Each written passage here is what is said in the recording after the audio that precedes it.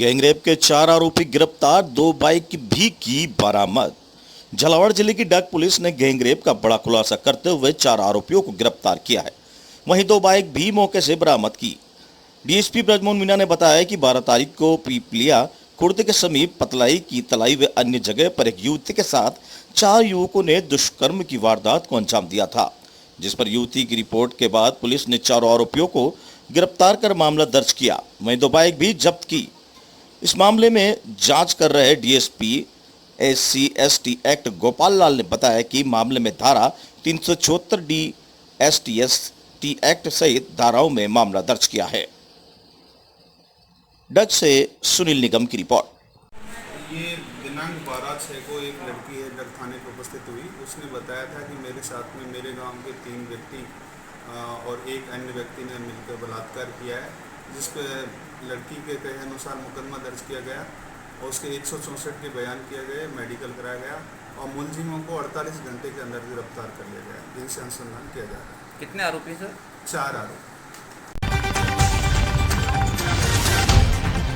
68 दिनों बाद हुए ओमकारेश्वर के दर्शन। कोरोना के चलते बंद था ज्योतिर्लिंग मंदिर। ज्योतिर्लिंग ओमकारेश्वर मंदिर 68 दिनों बाद भोलेनाथ के दर्शन होंगे भक्तों को। मानदाता विधायक नारायण पटेल, जिला अध्यक्ष सेवादल पटेल, अनेक कार्यकर्ता 11:30 बजे मंदिर पहुंचे। कोरोना संक्रमण को लेकर पिछले 68 दिनों से श्रद्धालुओं के लिए बंद हुए दर्शन क्षेत्र के नागरिकों की मांग पर मानदाता विधायक नारायण पटेल द्वारा प्रवेश करके मुख्यमंत्री शिवराज सिंह चौहान से मांग करने के बाद 15 जून को पुराना SDM चंद्र सिंह सोलंकी, श्री जी ज्योतिर्लिंग मंदिर संस्थान पुलिस प्रशासक सहायक कार्यपालन अधिकारी अशोक महाजन, जंग बहादुर सिंह पार्टी कार्यकर्ता के साथ मंदिर पहुंचे, जहां वैदिक ब्राह्मणों से गगनभेदी मंत्रोच्चार के बाद भक्तों के लिए सोशल डिस्टेंस एवं कोरोना गाइडलाइन के तहत दर्शन प्रारंभ हुए। शिव भक्तों ने प्रदेश सरकार एवं मानदाता विधायक का आभार व्यक्त करते हुए हर्ष व्यक्त किया। उल्लेखनीय है कि प्रथम दिन सोशल डिस्टेंस नेताओं की अवहेलना न की चर्चा है। क्या मंदिर दर्शन में नियमों का पालन किया जाएगा? मानदाता विधायक नारायण पटेल ने कहा कि मुख्यमंत्री पर्यटन मंत्री के सहयोग से मंदिर भक्तों के दर्शन हेतु खोला गया है। गाइडलाइन के तहत दर्शन कराए जाएंगे। ओमकारेश्वर से ललित दुबे की।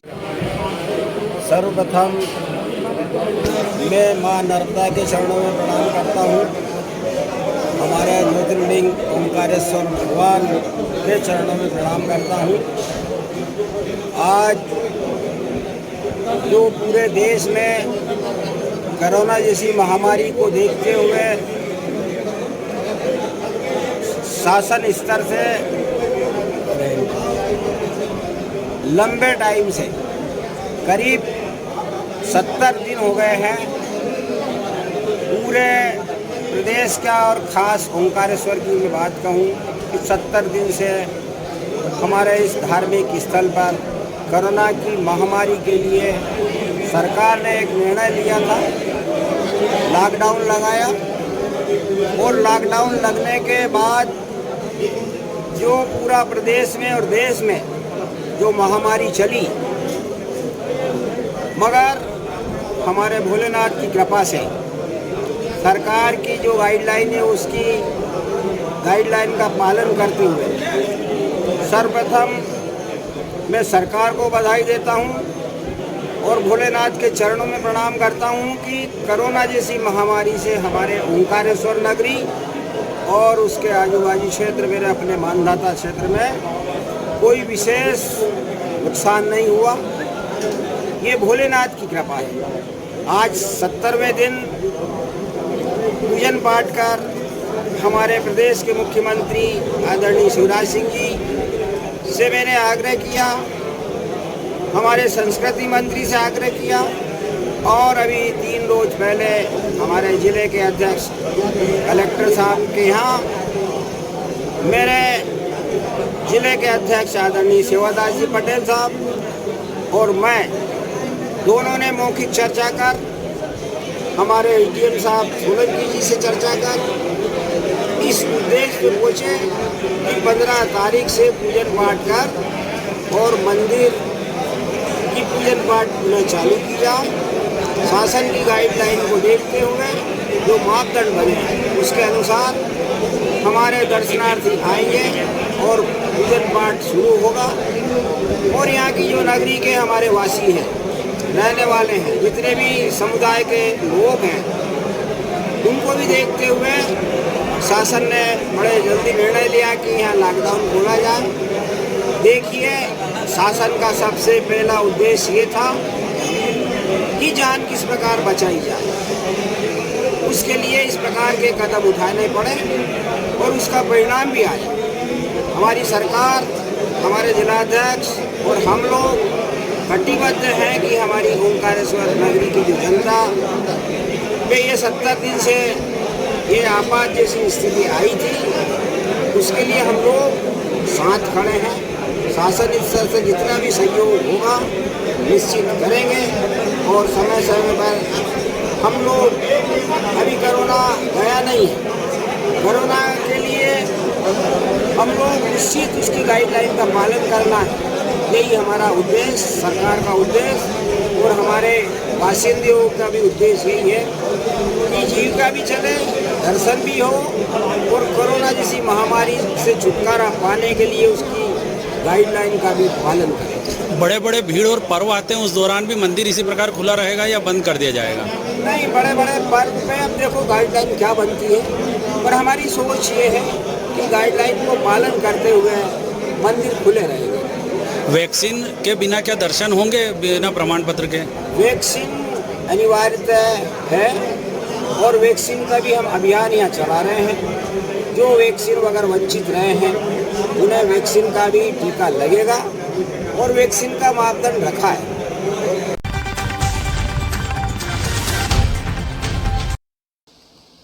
तेज रफ्तार मोटरसाइकिल और पिकअप वाहन में भिड़ंत, घटना सीसीटीवी कैमरे में हुई कैद। रतलाम मंडी में लोडिंग वाहन और बाइक टक्कर हो गई। टक्कर में बाइक सवार हवा में उछलकर गिर गया। उसे जिला अस्पताल में भर्ती कराया गया है। घटना मंडी परिसर में लगे सीसीटीवी कैमरे में कैद हो गई। जानकारी के अनुसार मंडी प्रांगण में हुई घटना में हाट की चौक निवासी व्यक्ति घायल हो गया। उसे जिला अस्पताल में भर्ती कराया गया, जहां से परिजन उसे निजी अस्पताल में लेकर गए। लोडिंग वाहन की भिड़ंत का वीडियो मंडी प्रांगण के लगे सीसीटीवी कैमरे में कैद हो गया था, जहां सीसीटीवी देखने पर बाइक सवार लोडिंग वाहन से टकराने के बाद हवा में उछलकर जमीन पर गिर गया, जहां मंडी के मौजूद सब्जी व्यापारियों ने उसे जिला अस्पताल पहुंचाया। रतलाम से कीर्ति वर्रा की रिपोर्ट।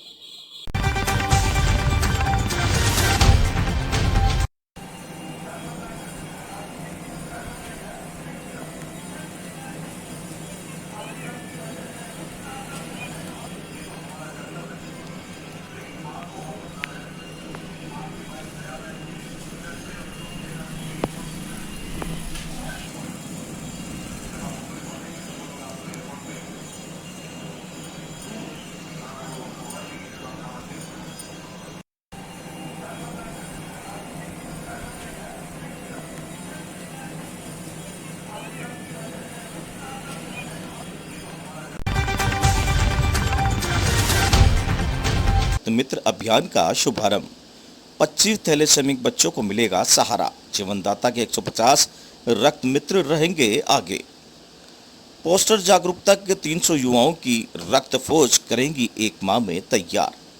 विश्व रक्तदान दिवस पर शहर में सोमवार को कई कार्यक्रम आयोजित किए गए, जिसमें विभिन्न स्वयंसेवी संस्थाओं ने रक्तदान शिविर लगाकर गर्मी में आ रही रक्त की कमी को दूर करने का प्रयास किया, तो कई ने सोशल मीडिया पर जागरूकता से भरी पोस्ट को शेयर कर लोगों को प्रेरित किया।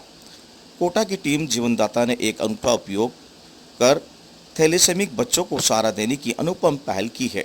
टीम जीवनदाता के संयोजक व Lions club John chairman Puneshwar Gupta बताते हैं कि कोरोना काल में दौरान पश्चात रक्त की जबरदस्त कमी आई है। इससे सबसे ज़्यादा कोटा में कुछ ब्लड बैंकों में रजिस्टर्ड थैलेसीमिया बच्चे प्रभावित होते हुए गुप्ता बताते हैं कि इसके लिए टीम ने थैलेसेमिक बच्चों को राहत देने के और बिना किसी तकलीफ के रक्त उपलब्ध करवाने के लिए थैलेसेमिक रक्त मित्र अभियान की शुरुआत की है।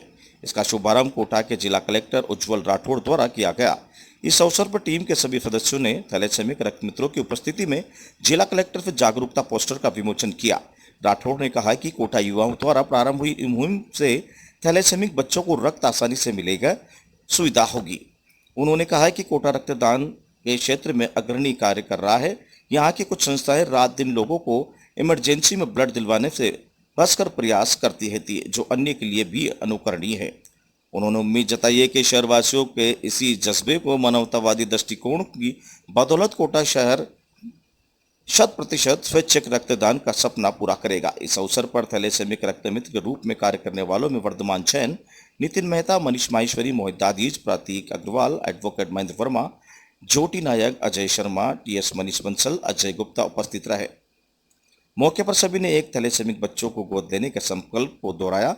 वह 25 बच्चों को गोद लेकर उनके रक्त के उपलब्धता के लिए ये थैलीसीमिया रक्त मित्र अभियान जो चलाया गया है ब्लड डोनेशन के संबंध में, जिसमें कि थैलीसीमिया के जो 25 मरीज है उसके लिए 150 जो रक्तदाता है, आप उसकी सूची तैयार रखेंगे, जब भी उसको आवश्यकता होगी तुरंत उसको मिल जाएगा।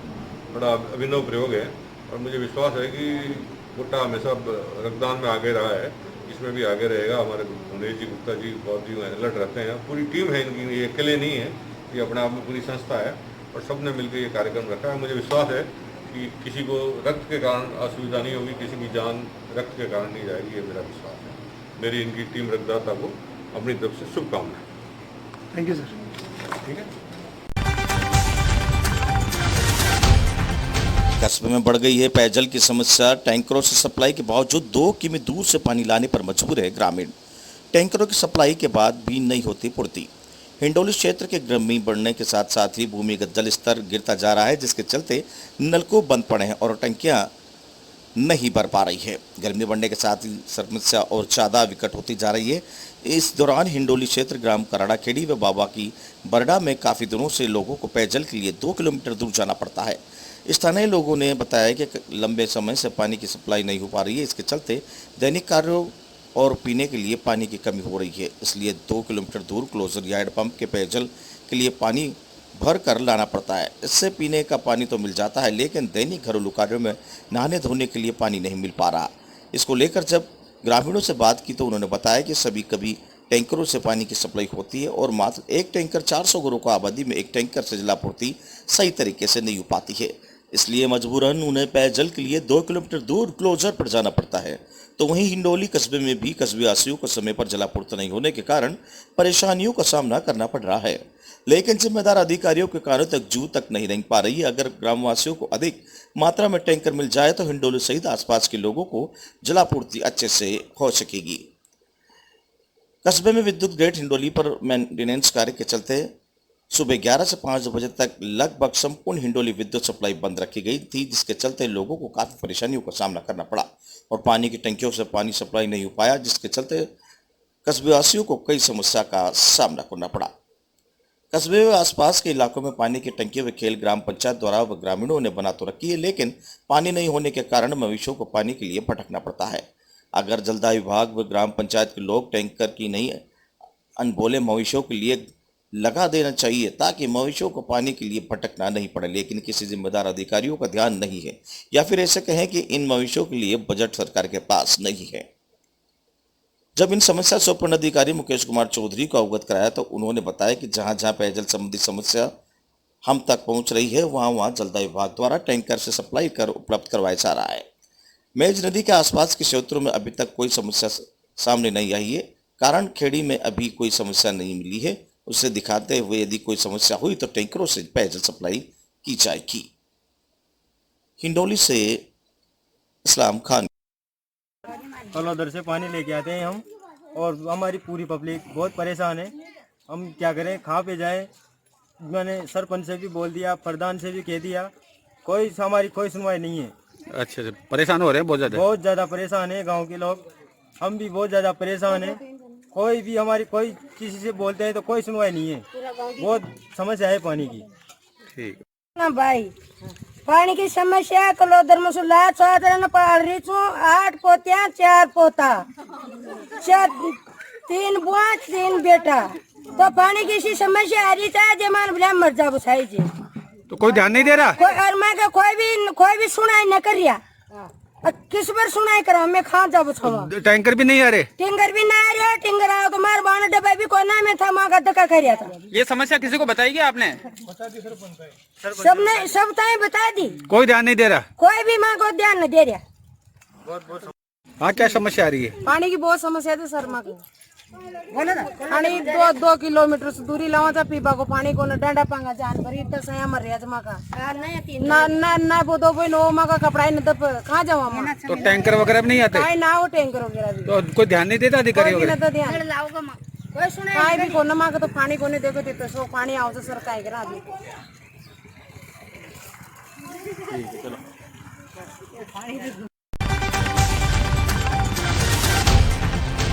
भारी मात्रा में प्रतिबंधित चंबल बजरी का स्टॉक जब्त।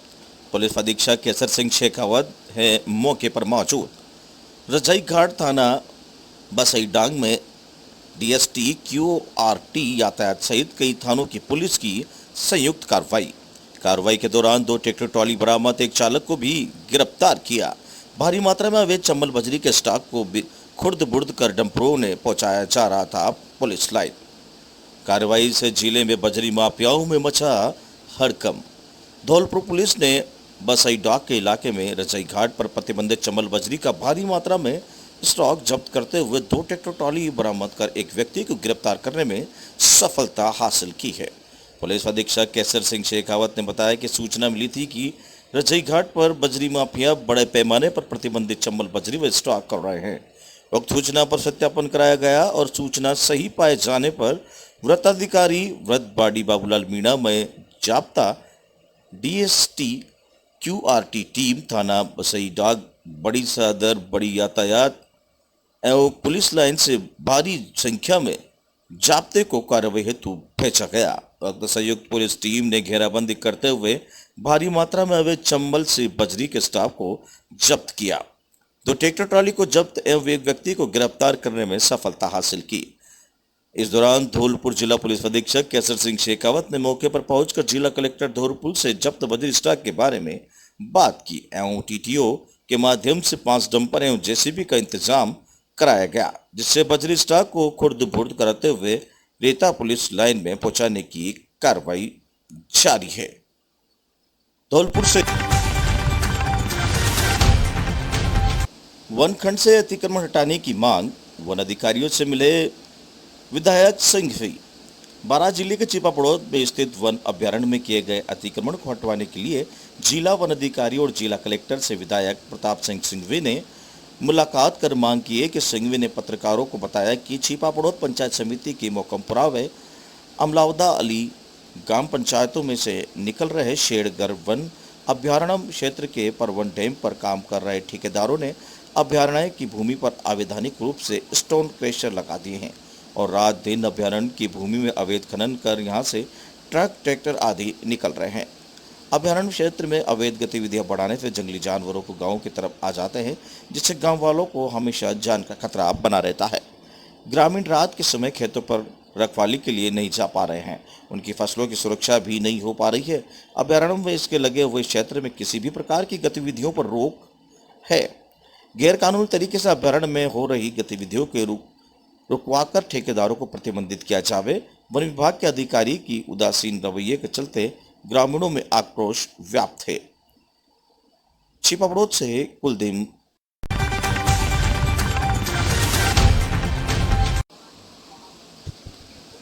सरस दूध प्लांट में धरना, किसानों और दूध विक्रेताओं का प्रदर्शन। कोटामुंडी सरकारी समिति की रावत भाटा रोड स्थित सरस डेयरी प्लांट में समिति के पूर्व चेयरमैन श्रीलाल गुर्जर के नेतृत्व में किसानों और दूध विक्रेताओं ने प्लांट में पहुंचकर धरना किया। वहीं सरस डेयरी में एमडी राकेश शर्मा का इंतजार कर रहे, लेकिन वह मौके पर नहीं पहुंचे। इससे पूर्व चेयरमैन श्रीलाल ने मीडिया से बात की, कहा कि अभी डेयरी किसानों को फेड के रूप में 6.30 रुपये दे रही है, जबकि पेट्रोल और डीजल के दाम बढ़ने के चारा और पशु आहार महंगा हो गया है। इसी क्रम में फेड की रेट 7 रुपये करवाने के लिए कई बार प्रस्ताव डेयरी प्रबंधक को दे चुके हैं, लेकिन इस संबंध में अभी तक सुनवाई नहीं हो सकी। इसी बातचीत को लेकर आज एकत्रित हुए हैं। इसके बावजूद प्रबंधक महोदय नहीं आए, बल्कि भारी पुलिस जमवड़ा यहाँ भिजवा दिया गया और तो और इस परिसर में एक पुलिस चौकी भी खुलवा दी गई है। उन्होंने कहा है कि हम शांतिपूर्वक अपना प्रस्ताव इनके समक्ष रखा जा रहे हैं। पूर्व चेयरमैन ने बताया कि आगे अगर डेयरी प्रबंधक हमारी मांग नहीं मांगेंगे तो सभी किसान भाई डेयरी में दूध की सप्लाई रोक देंगे। इस धरने में किसानों और पशुपालकों के साथ डेयरी के पूर्व समिति सदस्य भी मौजूद रहे। कोटा से दुष्यंत सिंह गहलोत की रिपोर्ट। मांग हमारी ये थी कि प्रबंध निदेशक कई दिनों से हमारी रेट घटा रहे बढ़ा रहे, मतलब एकदम कोविड का बहाना लगाकर किसानों को 25 रुपये किलो का दूध ले रहे हैं। अब कोविड भी ख़त्म हो गया, हमने कहा दूध की रेट बढ़ाओ, उन्होंने नहीं सुनी और 5-6-20 कर दी। हम उनको स्थिति से अवगत कराने के लिए आए हैं कि भाई 6-20 में काम कैसे चलेगा। आप आज किसानों की क्या महंगाई चल रही है, कल के दाम आसमान छू रहे हैं, चारा 7 रुपये किलो मिल रहा है, गर्मी का मौसम है, दूध नहीं हो रहा। और सबसे बड़ी बात, आप 20,000 लीटर दूध पर डे RMG रेट से भीलवाड़ा से मंगा रहे हो, जो 48 रुपये 50 पैसे पर लीटर पड़ता है यहाँ आके, और किसान का दूध ले रहे हैं 25 रुपये में। तो हम यही बात करने के लिए आए थे कि भाई 2 रेट क्यों? ये डेयरी किसानों के लिए बनी है कि RMG रेट पे दूध लेने के बनी है? आपका मुख्य उद्देश्य ये है कि किसान की आर्थिक स्थिति और सामाजिक स्तर ऊंचा उठे। आप कैसे ऊंचा उठाओगे? भीलवाड़ा डेयरी को तो 48 दे रहे हो और हमसे 25-30 रुपये में दूध ले रहे हो, तो हमारा तो गला घोट रहे हैं। और आज हम उससे शांतिपूर्ण बात करने के लिए आए थे, समझाने के लिए आए थे कि भाई किसानों की पीड़ा सुनो और उस पर विचार करो। वो आज क्यों डर रहे हैं यहाँ आने से? बात नहीं करने आ रहे हैं। और पुलिस की 4 गाड़ी भेज दी, 1 बस भेज दी। ये कोऑपरेटिव संस्था है, पुलिस का क्या काम है? ये कोई कलेक्ट्रेट थोड़ी है, प्रशासन थोड़ी है। तो डेयरी के है भाई, कोऑपरेटिव है, किसानों की मांग तो सुनना पड़ेगा ना। आगे क्या रहेगा आगे? अब आगे जब तक देखते हैं, अभी इंतज़ार करेंगे 2-4 घंटे, हमारे सब साथी मिलके जो भी निर्णय करेंगे उसके बाद बात करेंगे। लेकिन ये अच्छा नहीं है कि MD को एक बार किसान आया और वो कहते कि मैं नहीं आ रहा। उसको किसानों की बात सुनना चाहिए, किसानों के लिए बैठा हुआ है, किसान की क्या पीड़ा है और उसको निराकरण के लिए संशोधन करना चाहिए बैठ के। और ये बात सुनने पर राजी नहीं है। अगर आज नहीं आया तो आगे क्या रणनीति रहेगी? आगे की रणनीति अभी बैठ के तय करेंगे सब किसान भाई। मतलब आगे की रणनीति में जैसा किसान कह रहे हैं कि दूध बंद कर देंगे, मैं इसको अच्छा नहीं मानता, क्योंकि RMG रेट से मंगवा लेंगे। किसान को तो उसका दूध एक ऐसी चीज़ है, उसको शाम को घर पे रखने के लिए जगह नहीं है। रखेगा तो बाटा गाय से खिलाएगा, चारा गाय से खिलाएगा, उसकी परेशानी और उसका 2 लाभ डेयरी उठा रही है। जबकि MD को तो ये चाहिए कि मेरे किसानों को मैं RMG रेट से ज़्यादा दूध दूंगा ताकि हमारा किसान खुश रहे और जिससे डेयरी की नींव मजबूत हो। लेकिन आज तुम डेयरी में किसानों का शोषण करोगे, कल दूध की मांग बाजार में बढ़ गई तो किसान तुम्हारा साथ क्यों देगा? सहकारिता की भावना खत्म हो जाएगी। जैसे हमने इसे संचालक मंडल के गठन के बाद इसमें किसानों को जोड़ने का काम किया और किसान जुड़े, उन्हें विश्वास हुआ कि हमारा नेतृत्व बैठा हुआ है। और आज जब पिछले 3 महीने से ये स्थिति हो गई कि पूरी सारी प्रशासनिक, मतलब यहाँ के मंत्रियों ने डेयरी को मजबूत करने के लिए 1 रुपये की बात नहीं, और एक MD की सुरक्षा के लिए पुलिस गार्ड अब यहाँ पुलिस चौकी खोल रखी है। ये पुलिस चौकी खोलने का क्या कारण है भाई?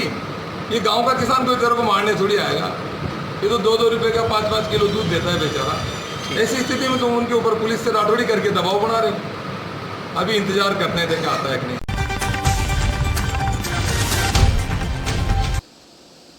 कोटा डोरिया साड़ी ने विश्व में बनाई अपनी पहचान, कोटा में ही होती है निर्मित। कोटा डोरिया ने कोचिंग सिटी ख्याति से 4 चांद लगाए हैं, लेकिन कोटा से 15 किलोमीटर दूर कैथून कस्बे में बुनकरों ने हुनर में परदेशी की भी कायल है। वर्तमान में हुनर के बाजीगर परिवार आर्थिक संकट से जूझ रहे हैं। कोरोना के चलते कोटा डोरिया की चमक फीकी पड़ी है। डिमांड नहीं होने के कारण इनकी बिक्री लगभग ठप सी हो गई है। 7 से 8 हजार कारीगरों का है जुड़ाव।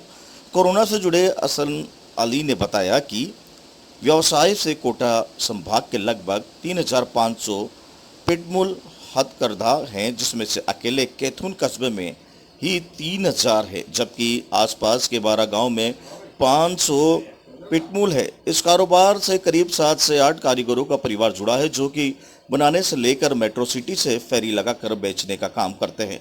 यह प्रतिदिन 400 से 500 साड़ियाँ बनाई जाती है। उम्मीद के सहारे बैठे हैं। कोटा डोरियों का सालाना कारोबार 70 से 80 करोड़ के आसपास रहता है। अक्सर दशहरे में सीजन शुरू होता है जो अप्रैल-जून तक चलता है, लेकिन जब से कोरोना महामारी फैली है तब से कारोबार ठप हो गया है। लॉकडाउन में शादी त्योहार पर पाबंदी की वजह से बिक्री नहीं हो पा रही है। फिलहाल 200 से 300 साड़ियाँ प्रतिदिन बनाई जा रही है।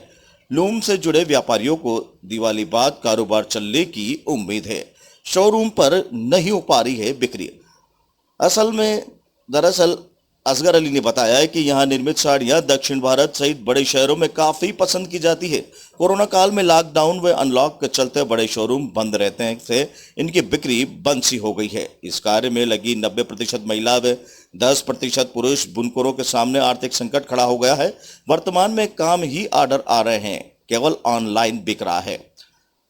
असगर अली ने बताया कि कोटा डोरिया के खास भौगोलिक पहचान के लिए भारत सरकार से इसे जीआई मार्क मिला हुआ है, जो कि ज्योग्राफिकल इंडिकेशन भौगोलिक सीमांकन मिलने से इन उत्पादनों को अच्छी कीमत मिलती है और संस्था ही अन्य उत्पादन उस नाम का दुरुपयोग कर सामान की मार्केटिंग भी नहीं कर सकती है। यानी 12 गांव के अलावा अन्य बाहर बनाना अवैध है। क्यों खास है कोटा डोरिया? कोटा डोरिया वजन में हल्की होती है, इसके धागे खास होते हैं। असली टांग असली शोरूम के साथ साथ सोने व चांदी की जरिया का काम होता है। पार्टी शादी समारोह में इनके पहनकर गर्व महसूस करते हैं, खासकर उच्च वर्ग में इसको काफी पसंद करते हैं। कोटा से दुष्यंत।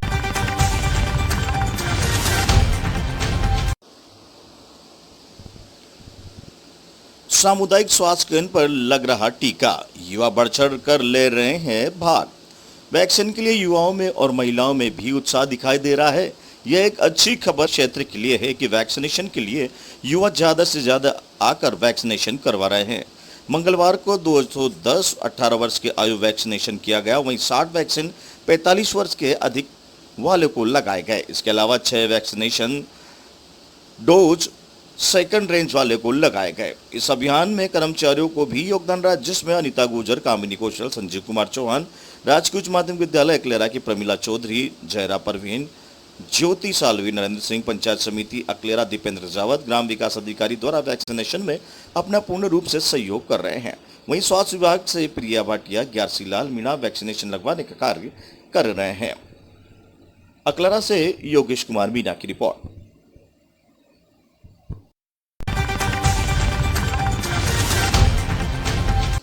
दो पक्षों में खूनी संघर्ष में 3 व्यक्ति घायल। रतलाम में एक बार फिर लाए विवाद की तस्वीर सामने आई है, जहां मामला रतलाम के शिवगढ़ का बताया जा रहा है। इस विवाद में 2 पक्ष आमने सामने जमकर लाठियां भांज रहे हैं। काफी देर तक चले इस विवाद को कुछ लोगों ने अपने मोबाइल में कैद कर लिया। विवाद में 3 लोग घायल हो गए, जिनका इलाज जिला अस्पताल में जारी है।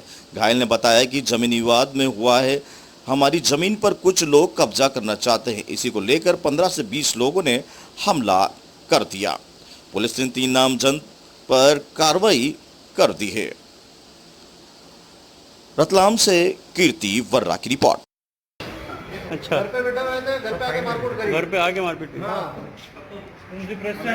मैं जी न्यूज़ से। ठीक है। गाँव क्या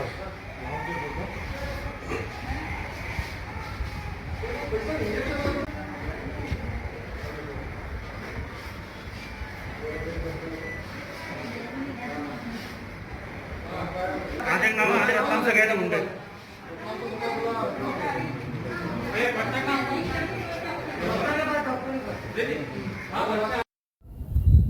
घटनाक्रम सामने आया है शिवगढ़ थाना में।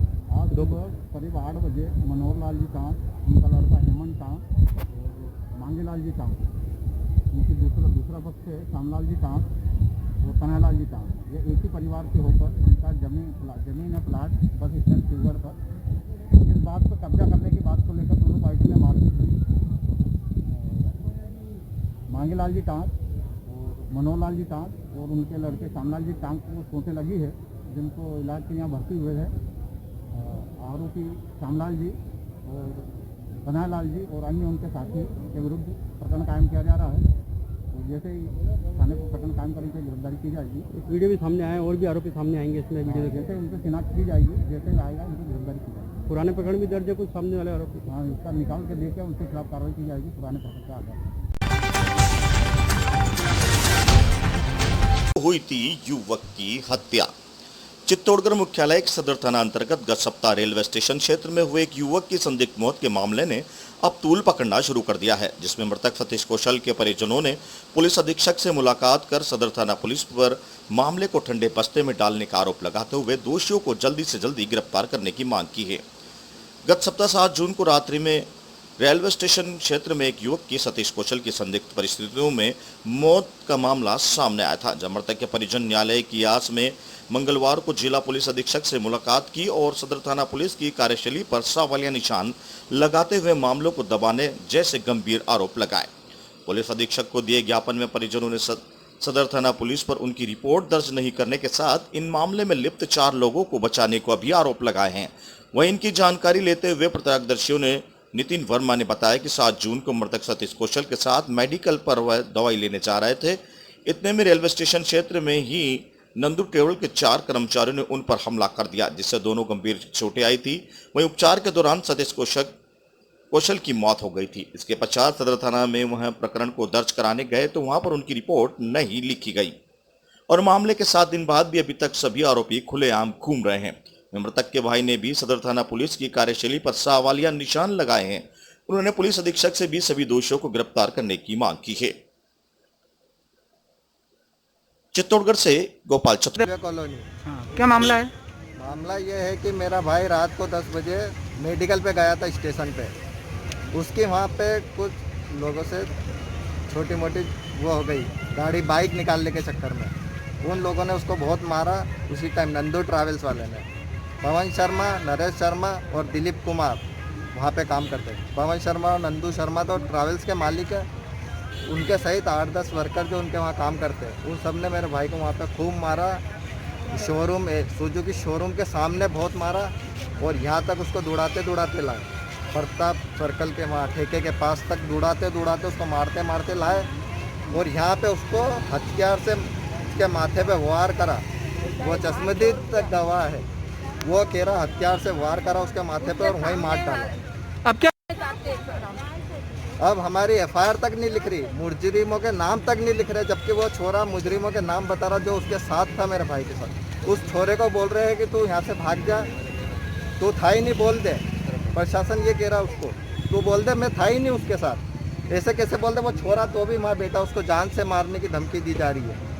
वो मुझे जानी किस चीज़ से यहाँ पर मेरा मुंह बच गया, मेरे यहाँ पर चोट आई और भैया को बुरी कदर से मारा उन्होंने। रोल पुलिस में गए, रिपोर्ट दर्ज हुई नहीं, वजह बताओ। हम उससे पहले सबसे पहले हम सदर थाने गए, वहाँ पर हमको पुलिस वालों ने बोला कि ये एक्सीडेंट केस है, हमारी कोई रिपोर्ट नहीं लिखी गई। हमें मना कर दिया, हमें वहाँ से भगा दिया गया, बोला रिपोर्ट नहीं लिखी जाएगी, ये एक्सीडेंटल केस है। उसके बाद हम आगे एसपी साहब के पास गए, उसके बाद हमारी रिपोर्ट लिखी गई। उसके बाद हमारे से पूछा गया, फिर मेरे को 2-3 पुलिस वाले मेरे घर पर दिल्ली आए 2-3 दिन। फिर एक दिन 2 पुलिस वाले साथ में आए, मेरे से पूछताछ करी और कागज़ में लिखा और मेरे को बोलते हैं कि लो चलो तुम्हारा मेडिकल कराना है। मेरे साथ कोई भी नहीं था, मैं, मेरी मम्मी और मेरा भाई काम पे करता, वो मजदूरी करता, काम पे जाता, मैं अकेला था। मुझे बोला कि तुम चलो, तो मैंने मेरे भैया जिनकी मेरे डेथ हुई है उनके बड़े भाई को फ़ोन करा और उनको बुलाया। फिर क्या हुआ? हॉस्पिटल गए तो वहाँ पर पुलिस वाले कुछ कोरे कागज़ लेकर आए मेरे से साइन करवाने के लिए। उस समय भैया भी साथ में थे, हमने उनको बोला ये कोरे कागज़ पे हम साइन नहीं करेंगे, तो हमारे से चिल्ला चोट करने लगे। तो बोले हमने एक तो तुम्हारा साथ दे रहे हैं और हमारे को अनफंड बोलने लगे और उस कागज़ पे साइन करवाने की कोशिश करी हमसे। अब हमें इंसाफ चाहिए। वो छबड़ा क्षेत्र में हुई झमाझम बारिश। क्षेत्र में आज काफी देर तक झमाझम बारिश हुई। लगातार 1 से 1.5 घंटे बारिश का दौर चला। सुबह से ही चिलचिलाती धूप निकल रही थी। भीषण गर्मी में आम जन विचलित था। अचानक धूप छिप गई और आसमान में काली घटाएं छा गई। ठंडी हवाएं चली और बादलों की गर्जना के साथ तेज बारिश का दौर शुरू हो गया, जो लगभग 1 से 1.5 घंटे तक चला। बारिश से वातावरण में ठंडक आने से लोगों को भीषण गर्मी में कुछ राहत की सांस ली। इसी बीच बच्चों ने भी बारिश का आनंद लिया और बारिश के बाद मौसम भी सुहाना और खुशनुमा हो गया। छबड़ा से सोहिल खान की रिपोर्ट।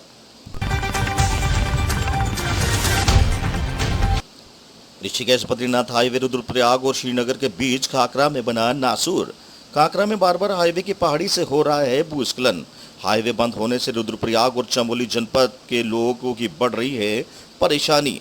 पहाड़ी से गिरे मलबे की चपेट में आई पॉकलैंड मशीन समाई अलकनंदा नदी में। ऋषिकेश बद्रीनाथ राष्ट्रीय राजमार्ग रुद्रप्रयाग और श्रीनगर के बीच खाकरा में इन दिनों नासूर बन गया है। आए दिन हाईवे की पहाड़ी टूट रही है, जिसके कारण यहां पर घंटों तक जाम लग रहा है। बरसात में भूस्खलन अधिक होने से परेशानी अधिक बढ़ रही है। रात को हाईवे पर कार्य कर रही एक पॉकलैंड मशीन की चट्टान से आए मलबे की चपेट में आ गई और सीधे अलकनंदा नदी में समा गई। सूचना मिलने पर और डीडीआरएफ की टीम मौके पर पहुंची और रात को ही मशीन ऑपरेटर का रेस्क्यू कर चिकित्सालय पहुंचाया। बद्रीनाथ हाईवे रुद्रप्रयाग और श्रीनगर के बीच खाकरा में रुद्रप्रयाग और चमोली जनपद की जनता के लिए नासूर बन गया है। ऑल वेदर सड़क के तहत हाईवे की कटिंग होने से पहाड़ी कमजोर हो गई है, जो बिना बारिश की ही टूट रही है, जबकि बारिश होने पर भूस्खलन अधिक होने से दिक्कतों की अधिकता बढ़ रही है। यहाँ पर हाईवे बंद होने का सिलसिला पिछले 1 महीने से लगातार चल रहा है। यहाँ पर सफर करना भी अब खतरनाक हो गया है। ऊपर से कच्ची पहाड़ियां और नीचे से अलकनंदा नदी, दोनों ओर से मौत। अभी फिलहाल कोरोना के चलते चारधाम यात्रा बंद है। अगर यात्रा खुलती है और हाईवे इसी तरह बंद रहता है तो चमोली और रुद्रप्रयाग जनपद के अलावा यात्रियों की परेशानी भी बढ़ जाएगी।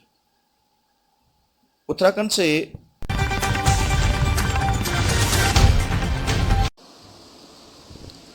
युवक ने ईमानदारी की मिसाल की पेश, लौटाए 4 लाख रुपए।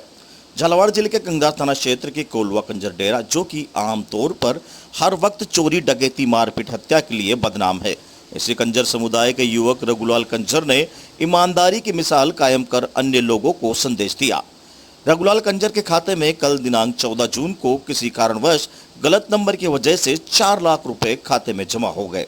जब उसे पता चला कि यह रुपए मेरे नहीं है, किसी गलती की वजह से मेरे खाते में आ गए हैं, जिस पर उसने पैसे वापस करने का फैसला किया और ई मित्र पर जाकर जिस व्यक्ति के थे उसके खाते में रुपए ट्रांसफर करवाए।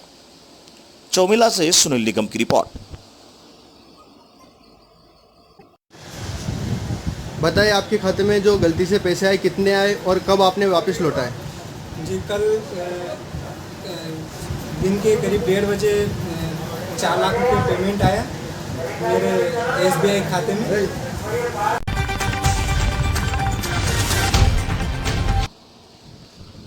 मोबाइल छीन के भागे व्यक्ति को किया गिरफ्तार। ट्रेन में यात्रा करने के दौरान छीना मोबाइल।